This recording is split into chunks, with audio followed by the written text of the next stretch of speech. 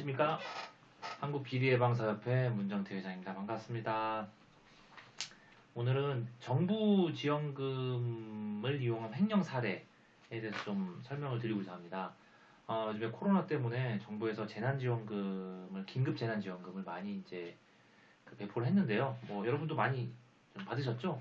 이 지원금도, 재난지원금도 정부 지원금에 해당됩니다.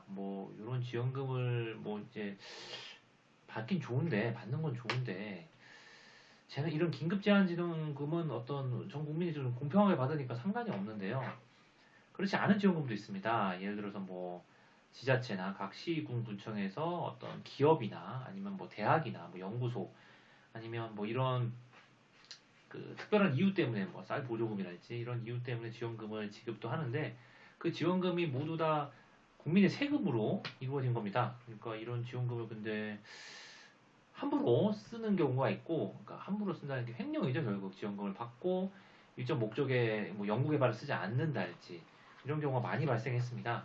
인천 중구에서 이제 인쇄 출판업을 하신 김 사장님이 본인도 이제 정부 지원금의 대상이라는 걸 아시고 좀 이런 걸 좀 진행을 하셨는데 그 주변에서 많이 말렸다고 하더라고요. 괜히 지원금 잘못 썼다가 구속도 될 수 있다, 벌금도 받을 수 있다 해서 처음부터 좀 신경을 많이 썼다고 하더라고요. 일단 인쇄 출판업이지만 어떤 그 점자와 관련된 그 R&D를 위해서 지원금을 받으셨는데 그거에 목적에 맞게 잘 쓰셔가지고 동종업계에서도 좀 이렇게 회사를 키울 수 있는 기회를 만드셨다고 하더라고요.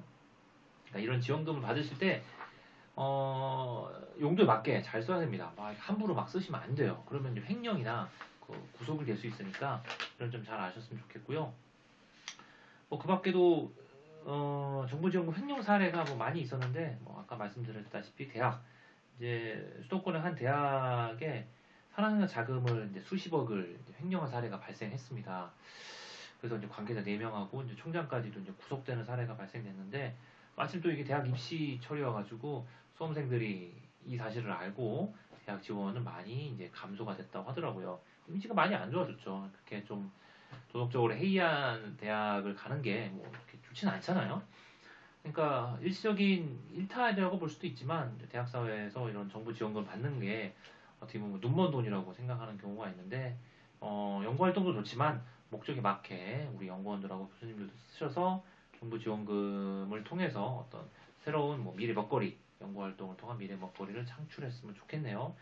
예전에는 로키드 마튼 전투기 소프트웨어 개발자도 정부 지원금을 횡령했다고 했고요.